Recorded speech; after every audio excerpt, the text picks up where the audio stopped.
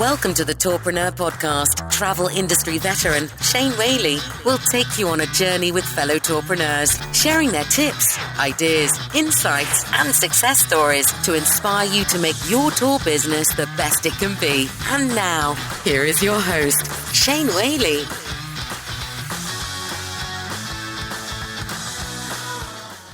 Welcome to episode 96 of the Tourpreneur Podcast. Today we chat with Amy Overy. She runs Hong Kong Greeters at hkgreeters.com, a private tour company in Hong Kong. She's our first guest to join us from Hong Kong, and I was really intrigued to find out how her business has coped, not just with COVID, but if you remember before COVID, major political protests that were shutting down Hong Kong. I remember the airport, that's fights and between the police and demonstrators in the airport and all the news that was happening there. So very intrigued to hear how a tour operator business navigates their way through that. I hope you'll enjoy today's show. You can find all the show notes at tourpreneur.com/96. Just to let you know, there'll be no Tourpreneur next week. I'm going to take a week off. Sadly, I've got nowhere to travel to, but I've got plenty of chores to do at home. We'll be back in July. Got lots of great content for you. Welcome to the Tourpreneur Podcast, Amy. How are you? I'm good, thank you, Shane. Thanks for having me on here today. I'm curious to find out, as we're recording this in June, what's the situation with regards to COVID in Hong Kong? Actually, in Hong Kong, we've really tackled it head on right from the very beginning. We're still remaining around 1,000 cases, and we have had 4 deaths as well since we knew about it in January. Just 4 deaths? Just four, which is incredible considering we border with mainland China. And we're about 900 kilometers away from Wuhan, where the outbreak started. Wow. Why have you been so successful? I think the main part of it is that Hong Kong did suffer back in 2003 with SARS. They were one of the worst hit areas. And they had so many lessons that they learned from that whenever there's even a flu outbreak here, just a regular flu outbreak here, they have procedures that they just put in place immediately. We heard about it over Chinese New Year, so the end of January. And basically all our schools closed from the end of January or after the Chinese New Year break. And they didn't go back until about 2 weeks ago.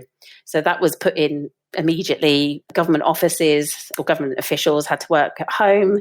They couldn't go into the office for, I think, 1 month at a time. When they did come back, and at the moment still we're adhering to social distancing measures, so you can't congregate in groups greater than 8. But what they didn't do, interestingly, and what other countries have done, is they never actually shut down the day-to-day stuff. So to be fair, there were some things they shut down, but the regular, like going out, eating and meeting people, as long as you were adhering to social distancing, you could always still do that. They did for a period shut down cinemas, places that sold alcohol, gyms, and a lot of organizations, businesses put in their own practices for how people were going to come into work. So my husband, who works in an office, for example, he was in 1 week, out the next week, in 1 week, out the next week. And it was just making sure that social distancing, or that the risk of coming into contact with people was completely minimized. I mean, it's so much to learn, isn't there, from all of us, from what Hong Kong has done. And it's interesting that back in January, I remember saying to someone when news was coming in about what was happening in Asia and what would happen if that spread to the United States, for instance. And I remember saying, well, they can't shut down all the flights and stop people traveling. and, and I think without getting political on the show, I mean, there is uncharted territory for, shall we say, the West, right? I mean, like you say, you've had SARS outbreaks in Asia, and it's so much uncharted territory that should this happen again in the future, and let's all pray and fingers crossed that it doesn't, we will respond a lot faster in the same way that Hong Kong has done. Yeah, I mean, that's the hope, isn't it? I think there's an awful lot that could be learned from somewhere like Hong Kong in terms of just regular procedures in this sort of scenario. And like you say, hopefully it doesn't happen again, but just to have them there, then you're ready for hopefully when it doesn't happen again. Yeah, I mean, even yesterday I was in the garden center, exciting life that I lead, and I was picking up some stuff, and we're all in masks, and it's contactless, and they come out, I just looked around and thought, wow, if I'd looked into the future a few months ago and saw this, my head would be shaking. It still is shaking because it's so. It's a bit dystopian, isn't it? It doesn't feel right. Well, actually, I have to say that masks in Asia in general is very, very normal. You do it. It's been such a common question on tours before all this. Why are people wearing masks? And the assumption is that people are doing it because they're scared of getting sick. But in actual fact, it's always been the other way around. They're sick. The person is sick, and it's actually a sign of care. They're showing people that they don't want other people to get sick. So it's very normal here. And these days, you can't really go into a premises, office, supermarket, restaurant. They won't let you in without you having one on. You just won't be allowed entry. Yeah. That's definitely going to become the norm here, because I remember when COVID hit, I was in London, and I flew back into Montreal because the president said he was going to start banning flights. I'm like, oh, I better get out of here.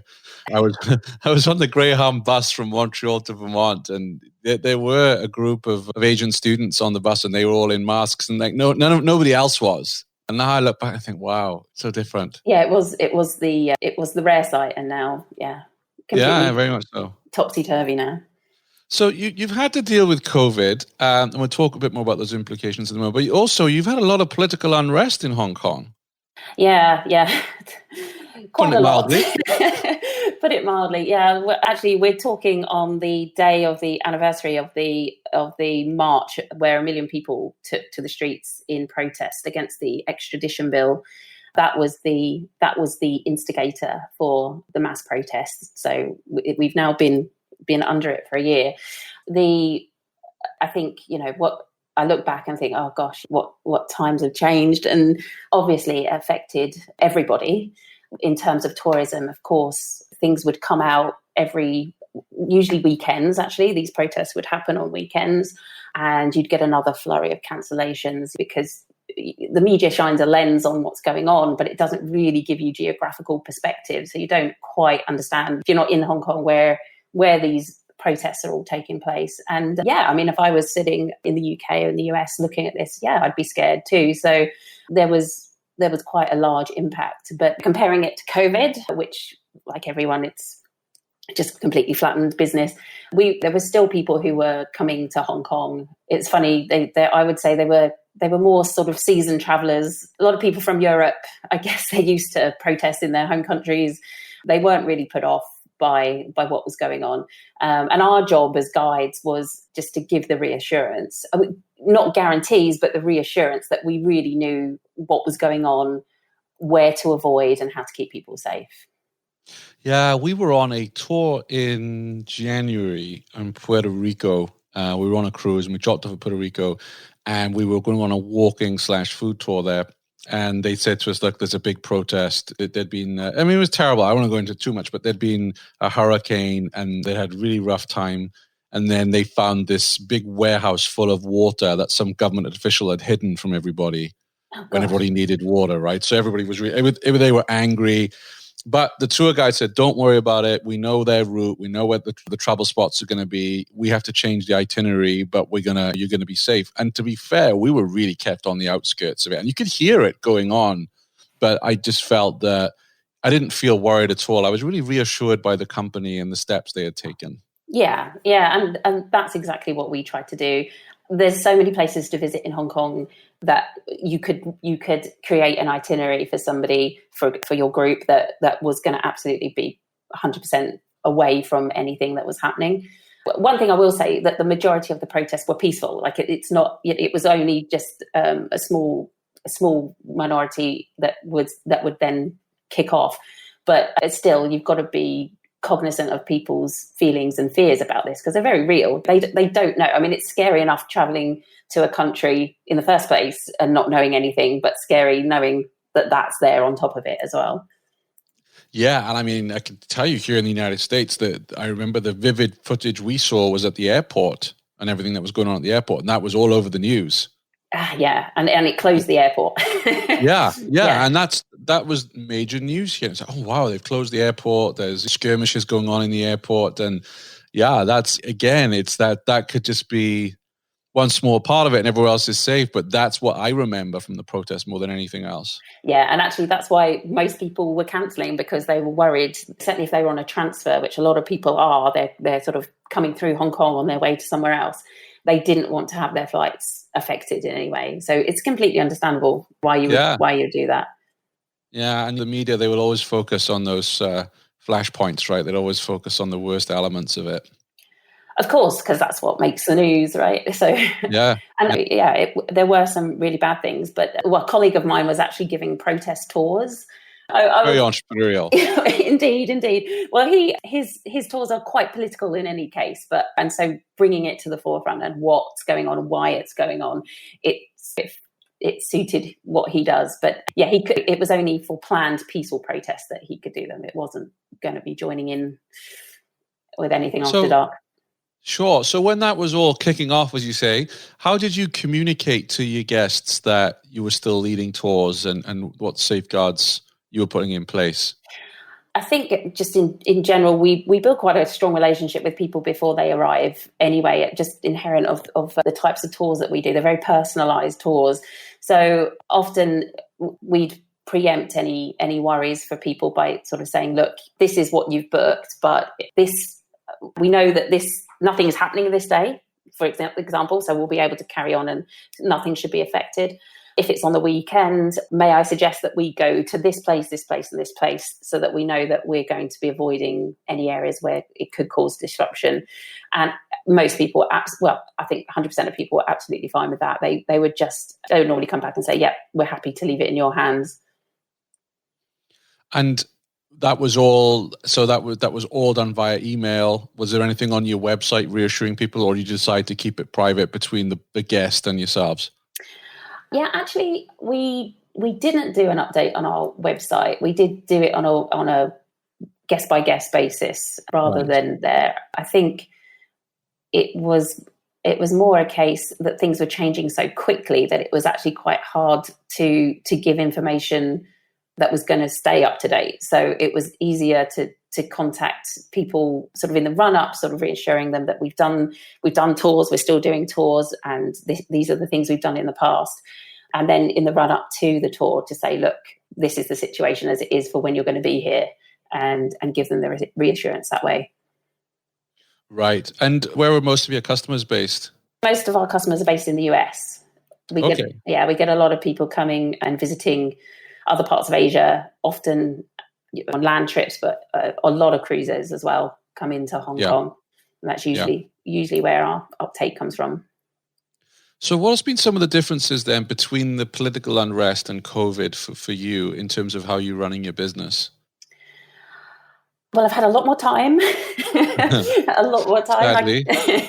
Like everybody. I think I've probably taken good time to appreciate everything as well that I have had, because this future landscape is so unknown.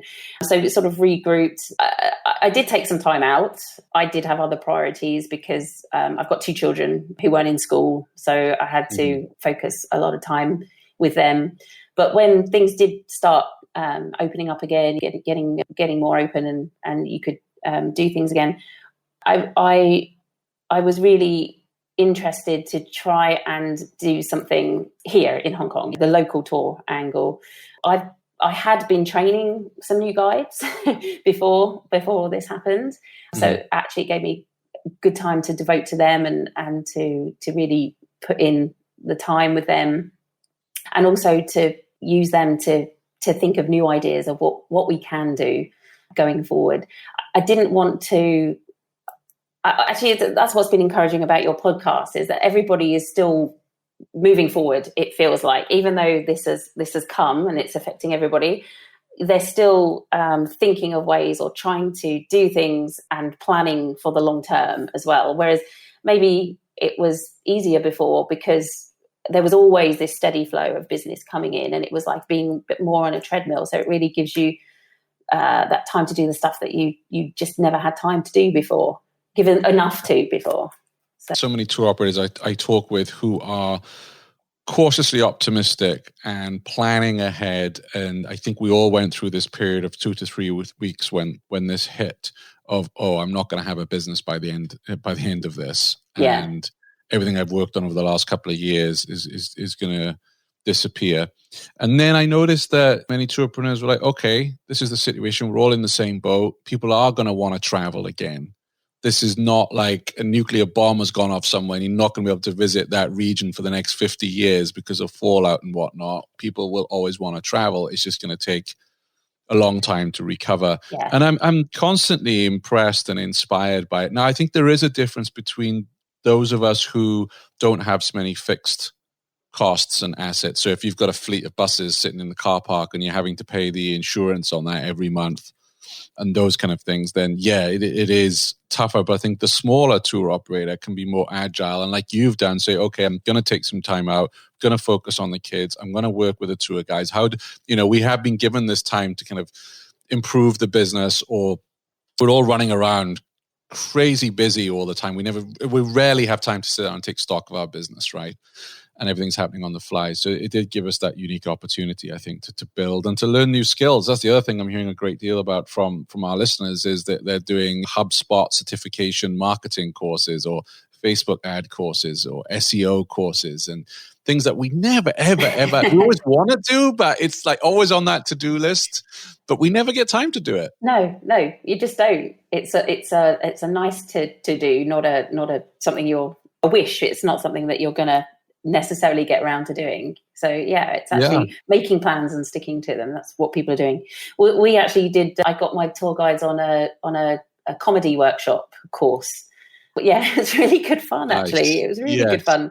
So one of my guides is a professional comedian, and so we extended it out to everybody, because so much of what you do is that contact, that communication with people, and what better way to hone that skill than to try and throw a bit of comedy into what you're doing. So yeah, that was a good, if anyone else has access to something like that, I can highly recommend it.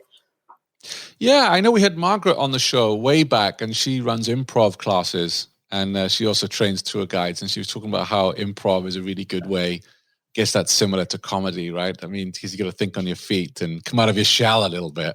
Yeah, it is, and almost building a story as well, and knowing how to deliver a punchline even is a skill. So yeah, we all had something to take away from that. So all our listeners right now are saying, well, come on, Amy, let's give us a joke. What did you learn? Oh no. We could all use a laugh here. Oh no. Can you come back to me on that one? Yeah. Oh, I wish I never said that. That was cruel. Oh dear. Oh yeah. Gosh, a lot of them are going to be way too political. So. Oh, okay. No, come back to me. I'll think of something by the end of it. Yeah. All right. Cool. So, in terms of Hong Kong greeters right now, what are you doing in terms of? So you're running your tours, right? Yeah. So happy to report we got our first two bookings last week for local tours this weekend, and we only launched them at the beginning of last week. So I'm over the moon. This was something that my guides basically, these are my guides' favorite places to go, and we advertise them just actually very minimally on Facebook groups and Facebook ads, and we're getting a lot of interest in them, particularly during the summer, July and August, because people can't go anywhere. People can't fly anywhere. So they're taking the time to discover more of where they're living. And how have you adapted then to marketing to locals as opposed to marketing to travelers in the United States? Yeah, it's interesting because, it's totally different kettle of fish. It's taken for granted when someone's visiting here, then you are going to be that person who knows more about this place. But when you've got people who've lived here for maybe their whole lives, you've got to really show that you can add value to these places. We're actually taking people to places which they definitely will have heard of, but we're sort of taking a deep dive into them. And a lot of the times our guides grew up there or have a personal connection there. So they really do have the insider track to share with people. Plus, you do get a lot of people relocating into Hong Kong, usually in the summer too. So, or there's people who haven't even had a chance to explore from last summer. So they really want to get out and do stuff. And of course, there is loads of stuff they could do on their own, but why not do it with somebody who can actually really share a lot about it while they're there as well? So yeah, they seem to. I have been surprised myself at how interested people are in these. Yeah, it's been good. Yeah, I'm hearing this from a lot of different places, that we had Robert on, who's down in Nice. They've started running tours, and they had some pretty severe restrictions, because the French are never light on bureaucracy, are they? And they had a lot of hoops to jump through to put on the local tours, and they pivoted. And I think this is something that we're all going to have to do. And I think the challenge with that, like you say, is the content has to be something a little different and more relevant to locals. But also, I think the big challenge is how we then market to people. How do we market to locals? Because our traditional channels are not where they're going to be, correct? Yeah, I think I've been in Hong Kong a long time, and I think a lot of people know what I do as well. So Yes. So that definitely helps. But it's also sort of knowing which people to target and spending your money effectively, of course. So I think what we focus on was we sort of like tag ourselves as your friends in the know. So we're sort of going beyond just being your friends. We can share things that we know as we're going around, but we're trying to hit those more the social media platforms more. But we have gone down traditional publication routes as well. We've ended up in some of the expat press, hoping to get someone along from the local paper as well, just so people know that it's there, that there are these opportunities there. Well, I've said this in a previous episode. Journalists are really scratching around for good stories right now, because all they're writing about is negative stuff. So I think journalists might be more open to writing about local tours, and even ad rates. I imagine, and I haven't checked this, but I imagine that ad rates, you probably get a good deal right now. I know my local newspaper carries hardly any ads right now because nothing is open here. So now is maybe the time to lock in a good deal for print ads. I'm not so sure that people have heard that in Hong Kong. I just got asked to contribute 10,000 Hong Kong dollars to be headed up as an entrepreneur of the year, and that really doesn't sit well with me. Wow! So you have to. Yeah. And that's for a local publication in Hong Kong? Yeah. Yeah. I won't name the one, but yeah, I can't believe that's that much money. But then I've had people advertising the tours that we're running, and then they might come back to me and say, "Oh, if you want a social media boost, we can do it for this much." And I've gone back again and asked if we can reduce the price, and actually they're normally always up for it. So I'd rather work in that way than I don't have 10,000 Hong Kong dollars. So there's no. Quite frank, I mean, I know you've paid 15,000 to come on tour, which is very generous of you. So, but I I would actually be inclined to write back and say, "You're right, I am Entrepreneur of the Year, and that's why I'm saying no." Paying you 10 grand, because no entrepreneur worth his salt is going to pay that anyway. I'm being facetious, but yes, it does depend where in the world you are. But I would definitely try and negotiate your ad rates, because I can imagine many ad sales people are struggling right now. You were saying Facebook has been successful for you. Facebook ads? Yeah, I think because so many of these trips that we're doing appeal to families. So there's quite a strong Facebook groupage in Hong Kong. There are some that are really, really well utilized. They're not just spam full of ads for people's businesses. So they're actually for sharing information the majority of the time. The biggest one we have is Hong Kong Mums. There's around 50,000 members. So trying to get someone to recommend you on that is the best way. But you can also pay for advertising, which isn't very expensive. And they can, I think it's around, what would it be? It'd be about $150 for an ad for a week with 3 boosts. And I think that's money well spent, because it's being seen by the right eyes. So that's an ad that you boost from your page. Yes. And you've come up with the demographics and the target audience. Is there any way you can pay? So like the Hong Kong Mums Group, do they take paid ads or is it frowned upon? Oh, that is the paid ad. So they will, Right. I you understand. yeah, they are the administrators of it. So there will be paid Wow. ads at the top of the page, but it's only a certain amount per week, a number of ads per week, and you have to fit into their schedule and things like that. But yeah, it's very useful. We try to make it interactive usually to make people list their favorite place in Hong Kong or something. So it's not just about, oh, we're doing this, come along. It's more like, oh, if you want to discover more about road names and what they mean, then come along on this trip and we'll share the insights. So I guess the takeaway for listeners is to go and research these groups in your own area. Do they exist? And maybe being entrepreneur, if they don't exist, maybe start building one yourself, not just with the reason for advertising. But I'm sat here in Vermont and I've only been here a couple of years. I don't really know the state very well. So if I was to join some kind of group, I'm looking for things to do. As soon as the governor tells us we can go out and do stuff, I'll tell you, I can't wait. I'm climbing the walls here. Well, I can tell you the mums groups are gold. If there's one in your town, Shane, you should join up because you'll just learn so much, not just about your town, just about everything to do with children. Yeah. Plus a few rashes and... Great. So you've used the group ads then. Have you done any Facebook ads to the wider Facebook population? I've just been boosting my events, so my tours that are coming up, because at the moment they're just at weekends, but we're going to be launching them midweek once the schools stop again in July, and hopefully we can fill up. And I think for Facebook, as long as you're or maybe that's why people are going on the courses as well. But as long as you can target exactly where you want, then there's usually a pretty good return on it. I don't mind for the odd thing using Facebook. It's not like a Google ad trying to compete with all the private tour companies. That's just a headache. But for something like this, I think it's probably worth the money. So you jumped into that without learning or going any courses. You kind of taught yourself. Yeah, I mean, I'm probably not doing it right, but hey,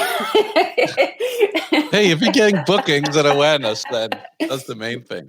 Yeah, it seems to be working. That's all I can say. But Hong Kong is a small geographical area, isn't it? So maybe that's the difference. It can be more targeted.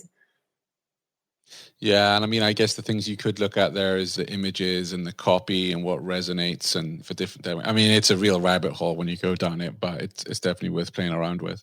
Yeah. Just play with it, because as long as you have a fixed marketing budget, as long as it's not something that's going to run away with you, you can play around with things and see what works and what doesn't. Yeah, and what I love with Facebook is you can put $10 a day and you don't, it's like not thousands of dollars, and you can test. But I did hear from someone the other day, don't just run it for one day and A, expect to get results, and B, to get any kind of data. It's like you do need to run it for a minimum 7 or 8 days for the ads to kick in. So it's not just, hey, here's a one-off $10. Yeah, I'd agree with that. I'd agree with that. What I'm hearing as well. And you can try different variations of the same ad, so you can really see which one's resonating with people or not. Yeah, and so I want to take a couple of steps back. Well, actually, I'm going to ask you 2 more questions related to COVID, and then I want to find out a bit more how you got started. So we're doing things a little bit different on this episode. Normally we do the origin story first, but with circumstances. So when people were canceling with you, how did you deal with refunds? What was your policy? Do you know what? We just refunded everything. We do have a cancellation policy, which I think is quite a fair one. It's 7 days in advance for a full refund. But I can't even think where it really applied, because most people having to cancel flights, having to cancel hotels, they were cancelling quite well in advance anyway. And I'm trying to think, I think we did have, yes, we had a situation where a cruise ship docked, but they didn't let people off as well. And again, we just refunded the money. I mean, I do understand these policies are here for a reason, but we think about the long-term relationship with people, and these are situations that are just out of our control. It's not like a guide was sick on the morning or something and we had to cancel. I can completely understand where these customers were coming from. They wanted to avoid Hong Kong if they could. And I had to agree to that. That's what I felt was the right thing to do, and agreed to give them the refund. So yeah, I felt we had to do that. I am constantly inspired by the vast majority of tourpreneurs who had that policy of full refund and understanding the situation. There was a couple out there that didn't, and I won't name them. I'm frustrated, and I probably wouldn't book direct with them again. Right. Like, I get it if it's hotels involved and buses, like a package. If you're going on a multi-day tour package and you call a few days before, I get that totally. Yeah, I think in some instances, if it was last minute, maybe you've got to pay the tour guide for their time, but ultimately the costs, I think, should have just been written off, because there's nothing anyone could have done about it. So yeah, I fully understand that. Yeah, it was funny in London the day before I left. I was on a rock and roll history tour of London, and I called them on the morning of because it was the night before and President Trump had banned flights and this, that, and the other. And I called them, and I was so surprised that tour they were like, no, we're still going. We're still, because I'm like, oh, wow, okay. So that was cool. At that point, I wasn't worried about COVID. Like I said in an earlier episode, it was only when I got back to the United States. And I mean, Vermont at that time hadn't had any cases. So I was taking the precautions. I was washing my hands constantly and everything else, but I was not so freaked out. But had I cancelled, in that case, I would have expected to have just paid and lost my money. Had they refunded me, I'd be like, wow, what a great company. Right. You know? Was it a good tour? Oh, it was phenomenal. You know what? I want to interview them. I really do. And it was funny because I asked him on the morning, because he drove the bus and he gave the tour, which is in central London. To do both at the same time, right? I couldn't do it. And I was like, how's things affected? He goes, oh, we're full every day. And I'm like, really? He's like, yeah. I was like, wow, okay. And because that I think was like around March 8th or 9th or something, or around that point. And the theaters were still selling tickets because I wanted to go to a few plays. But that was the only time I just thought, what, do I really want to be in close kind of quarters with, a couple of hundred people at a West End theater? And I did say I wouldn't do it. So it was amazing how the world just kind of changed within those few days from when I got back. I was in London at the same time, actually. Well, I was back home for a period of time during that time. And for me, obviously living in Hong Kong for so long, I was just really confused why no one, well, they knew about it, but it always seemed as if it was something so far away.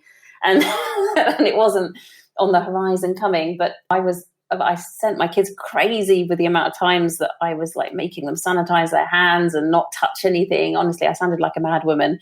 And I remember putting my daughter did have a cough. And so I put her in a mask, and the looks we got. Yeah. They thought, we were a little bit crazy. But yeah, I think it's obviously, I've changed since I've been here. So... Well, I think we all have, going through, as we said earlier on in the show, I think we're all accepting the new normal now, and you won't be so freaked out, should something like this happen in the future. Or even now, I just had some masks arrive because we're starting to come out of lockdown. Vermont, our governor has performed admirably. We have so few cases now, but there's still, you've got to take precautions, right? Yeah. And actually, as a question for you, on your tours right now, are you requiring everybody to wear masks? We have a policy for masks. We have a policy for, they have to sign a health declaration form, right, to state that they haven't been outside of the country in 14 days, nor in contact with anybody who has, because there are obviously still people who are having to move, aircrew and whatnot. And we provide a lot of that stuff too. So we will have the extra masks, and we will have hand sanitizers.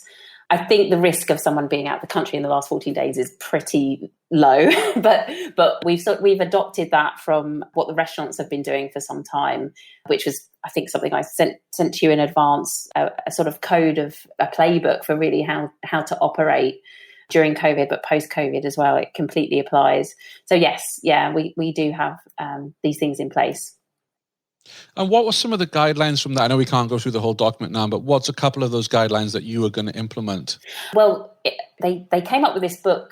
It's a company called Black Sheep Group. They're a restaurant group here in Hong Kong. They own about 10 restaurants, and they developed it themselves for how they were going to do things in the kitchen, how waiting staff were going to do things.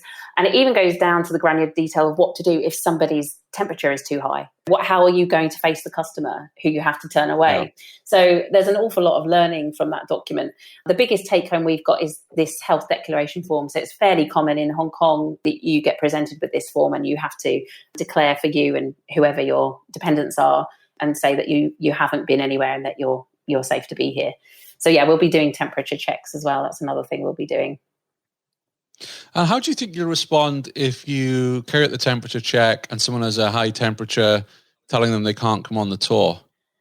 How will I respond? Yeah. I would probably suggest that we rearrange it. Either a full refund or rearrange it for another time. I think it would be very, very unlikely that they have a fever because of COVID, because I think we haven't had a local transmission case for over 3 weeks, I think. So I think it would be very unlikely, but we'd make some space for them so that we could do it again. But it wouldn't be advisable to go ahead.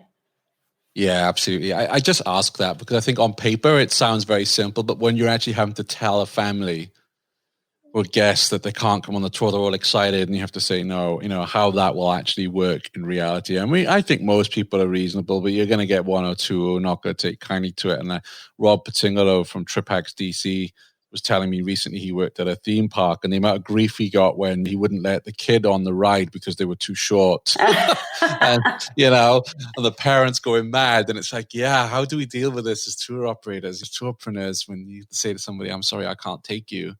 Yeah, it's going to be interesting times with that one, I think. I like to think that it's people having lived through this are going to understand the bigger picture, and they're not going to get angry about it. They're just going to know, okay, that's the way it is now. Well, I'll let you know if it happens. I'll let you know.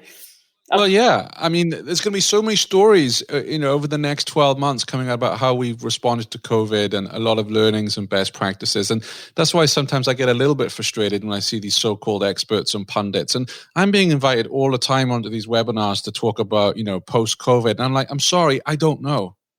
I don't know what's going to happen. Yeah. I don't have a crystal ball, and I just don't know. There's no answer right now. We just got to keep going and learn each day. That's the only answer. Because definitely, yeah, we don't know when we're going to be. I don't think it's going to be for a while that we're going to be virus free. So yeah, we've got to operate. I was listening to something this morning, another podcast, and it was talking about trying to enforce these 2-meter social distancing measures and what that means. So going forward, does everybody in a pub have to be 2 meters apart? Well, what's the point in going to the pub if you can't sit near your friends? Or if you reduce it down to 1 meter, is it a significantly reduced risk of catching it as opposed to 2 meters? So do you close the cinema seats down to 1 or every 2? And it has effect on income for these places. So yeah, it's a big head scratcher. It really is. And it's interesting how it permeates into all aspects of life. I'm a soccer referee, and they just issued a directive that now instead of having a throw-in, they may have a kick-in instead because they don't want the players touching the ball. Oh, right. Okay. That's going to be allowed then. Actually, well, they're discussing that. Obviously, when you throw it out, not on the pitch because you use your foot, hopefully. But it's like, wow, okay, that might actually be a new law change that comes in. It's sensible because you don't want 20-odd players holding that ball and there's a risk of spread of germs. So it's the new norms. But I wanted to find out more about Hong Kong Greeters. So how old is your business? So we've actually been going since 2012. So 8 years. So I had to work that out. Congratulations. That's a long time. Don't they say for dogs that 1 year is like 7 years for a dog? And I think it's the same for tour operators. It can feel that way. Yeah, it can certainly feel that way. I started just myself. I came to Hong Kong with my husband. He was the one who had work here. I was lovingly termed the trailing spouse, which I still hate. But I had this idea for a long time, but I think I lacked the confidence to go through with it. I ended up working in a corporate business for some time, but I then had my firstborn, my son, and I was really keen not to go back to that. And I really wanted to give this a go. And I think one of the wonderful things there's many wonderful things about Hong Kong, but in terms of starting a business, there's very, very few barriers to entry. So I literally went down to the Inland Revenue Office and registered my business. And then I actually put something up on TripAdvisor, and I got a booking within 2 weeks. And then I was like, oh, okay, right, now I've got to do this. So you weren't sure there'd be a demand for the tours then? I had done no research. I'd done like a one-page website.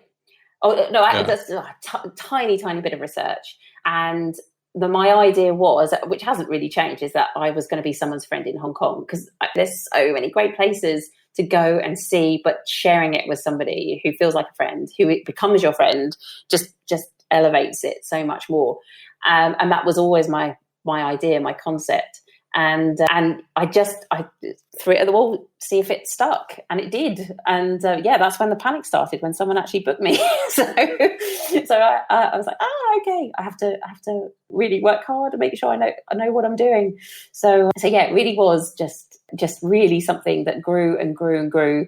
I had another baby in the meantime. I built my network extensively, because actually in the beginning there was only 4 of us in Hong Kong, believe it or not, 4 private guides in Hong Kong. That was it. Wow. And well, for a market we have as much visitors as somewhere like Sydney or New York, that it was tiny. So it was such an open market. Again, stumbled across it, had no idea how big it was.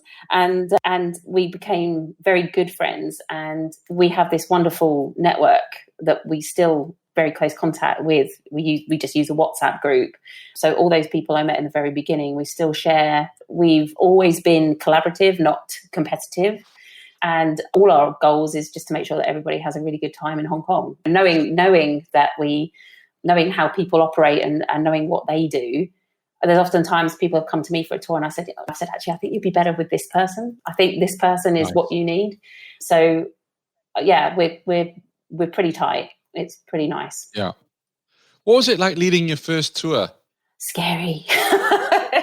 Really scary. We ended up shopping. So actually I felt 100% in my comfort zone. That was no problem by the end of it. But yeah, because I think you just don't know whether what you find interesting and what you want to share is what other people are going to want to see. Yeah. And that's certainly something that's been honed over the years. So yeah, if you'd taken a tour with me back in 2012 compared to 2020, it would be a whole different kettle of fish.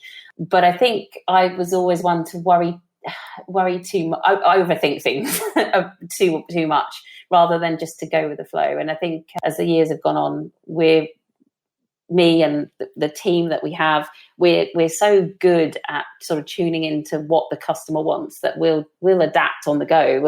We'll include things that we know someone's going to like. We have ideas, a general idea about what we're going to do with people, but if someone says, my son collects toy airplanes, like model airplanes, then we'll go to that place that we know that we can get them so that they can pick up the ones that they want. It's yeah, like in the beginning, it wouldn't have been that way, but now it very much is. It's all about the personalization.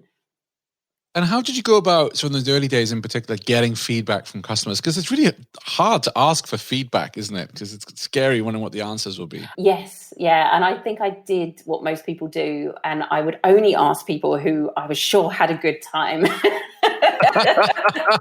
I love the honesty. I was so nervous about asking anything. But I think most people, they were very kind, actually. That's another thing I've learned doing this job. Just people are lovely. No one's out to upset you. It's not about that.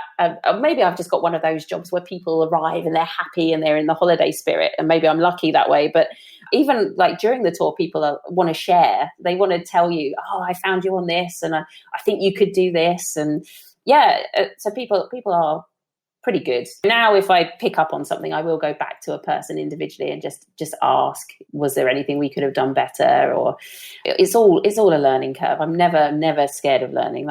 That's a big thing for me. It's pretty amazing. When I look at your website, hongkonggreeters.com, you've evolved from that to, wow, you're offering all sorts of private tours, group tours, car tours, shore excursions, firework cruises, etc. So how many tours do you offer? Well, effectively, we have probably 4 core tours. but it's a variation or a theme on that tour. So core is a private, personalized tour. So you book us for anywhere between 4 to 8 hours. And within that time, we can cover a particular area or a particular theme. We tend to get a lot of people who are interested in the Jewish heritage of Hong Kong. Mm-hmm. It's quite small, but it's quite significant here. So we can always weave that into the tour as well. So it's really just to give people the ideas. I would say our Lantau tour is sort of a standalone tour. It's the rural side of Hong Kong. It's the biggest island on Hong Kong. It's where, if anyone's heard of the Big Buddha, that's where he is. And there happens to be my most favourite place in the world on Lantau, which is a tiny fishing village called Tai O, where people still live on stilted wooden homes above the water. Wow. Yeah, it's so far and so distant away from what you imagine Hong Kong to be. It's just so lovely revealing that to people, seeing it through their eyes again and again. And plus, I feel like I'm a villager there, but they know me so well that they're always just so welcoming and so lovely when we get there. Nice. Yeah, it is lovely. I have to say I'm intrigued by your vegetarian food tour, because I have been a vegetarian for all of 5 weeks. Oh, really? Vegetarian or vegan? Like that. Well, I'm in a dairy state, so it's hard to avoid cheese here. That's my excuse. I'm trying. I've cut it down significantly, but I might get thrown out the state. Well, so vegetarian. But I try to eat vegan kind of during the week, and on the weekend I will have some nice cheese. And you know what? I don't know if it's the Brit in me, but I do have to have a splash of milk in my tea. I'm sorry. I tried it without, and I'm struggling. I'm with you on that one. You're talking to a fellow Brit, so. So again, that tour or that theme is really to do with the guide. So our guide Nadia is a vegetarian. She does it for health reasons, and we also had a lot of people asking, where can we get good vegetarian food in Hong Kong, because it is traditionally very meat, pork heavy. And there's some fantastic places here. So we either include that as part of a private tour, or we do a standalone group vegetarian tour as well. Yeah, that's the one thing that worries me. Actually, I feel a bit embarrassed to say this, but I've never been to Asia. Traveled to many countries, but not to Asia. And I have a severe fish and seafood allergy. Ah, right. And that's always worried me about, visiting Japan, for instance. How do people with allergies survive? Yeah. So. Let me know if you're coming to Hong Kong, Shane, because you're always welcome to come on one of our tours. We'll look after you. Well, thank you. One of my guilty pleasures is I'm a huge fan of James Bond, and one of my favorite James Bond films, which is not particularly liked by Bond fans in general, part of it was filmed there, The Man with the Golden Gun. So I've always wanted to come visit. Yes, I'll take you to the Peninsula. That was in one of the shots, Nathan Road as well. And maybe that's a new tour for you, for geeks like me, for all two of us. Well, yeah. But sadly, with Hong Kong, things have changed so much, or they change so much all the time. We'd have to give you like a still shot of what it was like and what it's like now. It's very different. How did you get the word out? So you put your tour originally on TripAdvisor, and you got that booking in 2 weeks. And then how else did you start to promote your tours? Actually, only really via TripAdvisor and SEO as well. I think I can't say this is easy in this day and age, because it's only 8 years ago. But for Hong Kong, there was no competition. There wasn't anyone doing it. So people were looking for this, but they just couldn't find it. So I really was in demand from quite early on. Plus, the other big thing for us was this network, this small network that we had that's grown over the years, and you'd get referrals from your colleagues. So a lot of people, if they were already booked, they would refer it to me, and that's how I think in the early days that's how I got the majority of my tours. There's one guy in particular, Jamie Lloyd from J3 Tours, who's still a very close friend of mine, but refuses to come on anything where you have to talk out loud. He's camera shy, but yeah, he's brilliant, and he has a background in marketing too. So if you ever want any advice, he's ready there to take. He's the one who basically went through my website page by page and told me how I could make it better. Yeah, and he just did that for free. Don't you just love this industry? The amount of people out there that are ready to help. It's really heartwarming. It is lovely. Actually, I sort of turned a mirror on that to him recently because obviously he's really suffering too at the moment. I said, why don't you offer this as a service for people? Because you're so good at it. He's helped so many of my colleagues as well. I don't know how you can charge, but it's something that he could really build a reputation for. I think he'd be wonderful, and that might help him. Well, I have to say that I get a lot of people write to me who want to come on the show who are SEO, claim to be SEO gurus and everything else. And many of them don't have a background in travel and tours. And that's not to say they wouldn't be good at it, but I would be more inclined to hire someone who's a tour operator themselves, or has got a portfolio to show of, hey, I've done this in the travel industry. And that's one of the reasons why we recently built, it's in a version 1, but the Tourpreneur approved directory where you can come in and say, I worked with this person. They did a really good job for my tour business. So that it's a minefield out there. You're lucky that he was helping you, because there are people out there, I get emails constantly, that have been charged an absolute fortune and not got what they expected in return. It's a minefield. So I think your advice is spot on, Amy, for him. He should absolutely create a business, and he can do it on the side to get him through this or whatever. And he can actually show what he's worked with in the field. Yeah. Well, I said his name already. If anyone wants to contact him, he's brilliant. Yes. He's absolutely brilliant. Yeah, and he should take a look around, particularly on that directory, which you can find at tourpreneur.com/directory, because if he looks at some of the people who are offering this service already, he can kind of get an idea of what they charge. Oh, I'll tell him. I'll definitely tell him. I know he also listens to the show. Oh, great. Well, hello, James. Thank you for listening. And you're always welcome to come on. We don't do cameras here, so it's just your voice. So, as I understand it, then you didn't work with any OTAs, or you still don't work with OTAs. Because we're so personalised, it's so much more about the guides than the tour products themselves. So from the very beginning, we've worked with Tours by Locals. I feel that they're a very good fit for us. These days, though, you've got to be accepted and interviewed on the site. So not all my guides can get on it, but because it has to be on an individual basis. But yeah, we've always worked really well for them. And I don't know whether you talk to anyone from there or if you know anyone there, but they've actually created a guide relief fund as well for their guides, which I thought was amazing. They came up with that quite early on to help the people who just aren't working at the moment. So you can apply for some funding and sort of pay it back when tours get up and running again. Oh, I wasn't aware of that. We've had the CEO on the show who I met last year at Arrival to find out a bit more about them, but I wasn't aware they'd set that fund up. And also they I won't say lucky, but fortunate with timing, they got investment just before COVID hit. Yes, I remember that. Investment, which that was good timing for them. Yeah. So, they're also doing, they have a lot of loyal customers, I think, and they're doing a lot of advertising for this gift card. So you sort of buy it and you can cash it in.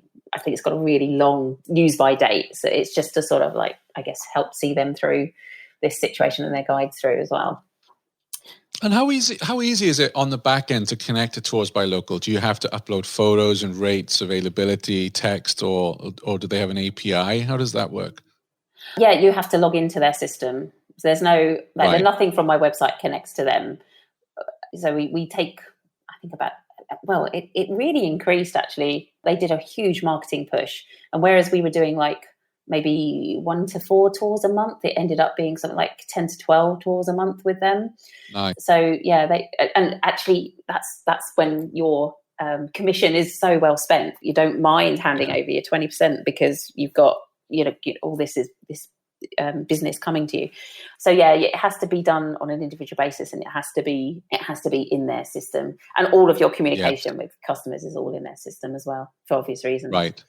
But yeah. Have you had Klook knock on your door, just considering where you're based? Yes, we did. And we were in the process of uploading our vegetarian tour with them. And then I believe they've had a huge cull of employees. So there's an awful lot of people that I was speaking to that are no longer there. Same with TripAdvisor as well in this region. I know there was a lot of people lost their job in Singapore. It was, so nothing is moving really with these operators that are based out here for the time being. Right. Not doing anything. But the Klook are quite good too. I quite liked what they did. It wasn't quite so out of the box like someone like Viator or TripAdvisor. They really were willing to work with your cancellation policies, your commission rates, the way that the different way that you sold tickets. I know that sounds obvious, but like we have a really weird way that we do it per hour per person. So well, it doesn't sound weird, but there's a lot of systems that just can't cope with it for some reason. And they were willing to work with that as well. So yeah, and they were looking to grow their English-speaking market in this region. Yes. Asia's a huge market, but one of the most common languages is English, and so they were looking specifically for people who could help with that. So yeah, hopefully in the future, hopefully when they're up and running again, we can get something moving with those guys. Absolutely. My final question for you, because I want to be respectful of your time, is you mentioned earlier on that you have 2 children, you're obviously married, and I say obviously because your husband was very good at helping getting us connected. He's a good sound technician, Yes. So thank you. Thanks to Matt.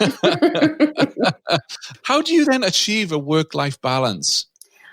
Actually, that's a really good question, because I was thinking about the challenges in this job, and I have to say that that's my biggest one. And there was, I think, was it 2016? I did 280 tours in that year. Wow. And Wow. yes, and I was exhausted. That was when I was like, right, I either need to get more people or my home life is going to massively suffer, because it was already suffering. And I love this job. I don't want to give up this job. I just love meeting people and energizing them about Hong Kong. It energizes me, but constantly had this guilt in the back of my mind that I'm not there enough for my family. So I think what this sort of pause has done for me is really reflect on that and appreciate those moments a lot more, and make time for those moments a lot more. It's certainly been easier for me once I started employing people, that's for sure. So yeah, I mean, that's an obvious answer, but it's massively challenging. It's just little things. I commit to doing certain things with the kids so that they know that I'm always there for those things, like a bedtime story, picking up from school. Oh no, sorry. These days it's taking to school, and just that consistency for them then. But although I imagine with lockdown, a lot of kids are like, "Go to work, Mom." Well, I was just going to say, my son said to me, he said to me, "Mummy, I used to like it when you came home from work. I used to be so excited when you came through the door." No, but he's saying, "Can you go away? Yeah. Can you get out of here, please?" Yeah. Well, as much as we're all in turmoil over what's happened these last few months, I guess that is one positive, that many of us have had time to spend with our family. Yeah. It has given us that opportunity to spend a bit more time at home with family and do things together at home. Obviously, I guess if there are any good things to come out of it, that's one. Yeah, it is. That is a definite positive for me, particularly. Yeah, I've really loved it.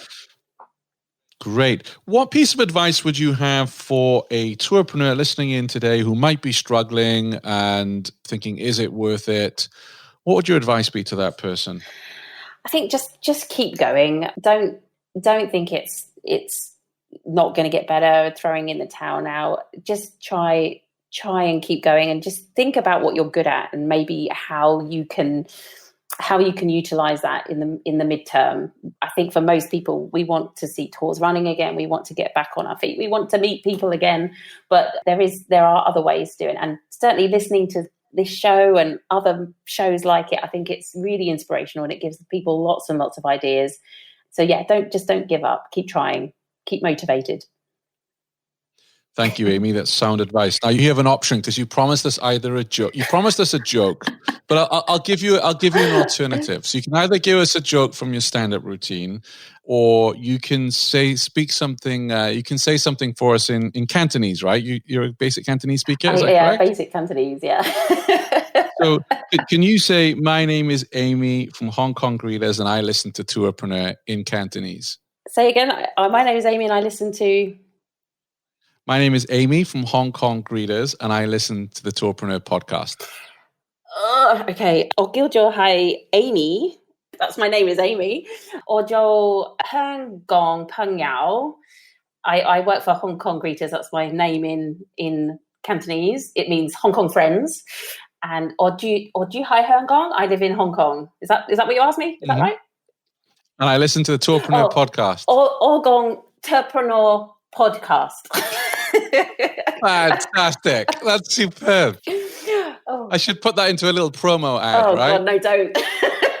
I love it. Oh, it's great. Your Cantonese is great. The trouble with Cantonese is the tones, okay? So if you hit those tones incorrectly, okay, here's a joke for you as well then, because the word... Here we go, brilliant. Because the word for tour guide in Cantonese is dou yao. But if you say dou yao, okay, do you hear the difference? Yes. A little bit. That means you're a drug dealer. So you have to. It's one of those things. It's not like French where you mess it up a little bit, or you get your verbs the wrong way round, or who you're talking to. In Cantonese, you can really, really mess it up. You can really say the wrong thing. So Hey, not just in Cantonese. When I lived in Sweden, my memory is right. Ful and full. One means ugly and one means drunk. Oh. So if you say that your wife is drunk, you might get a slap. Okay, I didn't realise that about Swedish at all. Wow, okay. Yeah, I love language. I could talk for hours on it, so it's best I shut up. But Amy, thank you very much for coming on Tourpreneur today and sharing more with us about life, running a tour operator business in Hong Kong. It's you're our first guest from Hong Kong, so thank you very much for coming on the show. Pleasure to be here. It's been wonderful. Thank you. Thanks for listening to the Tourpreneur podcast. Be sure to visit tourpreneur.com to join the conversation and access the show notes, including links to the resources mentioned on today's episode. This is Tourpreneur.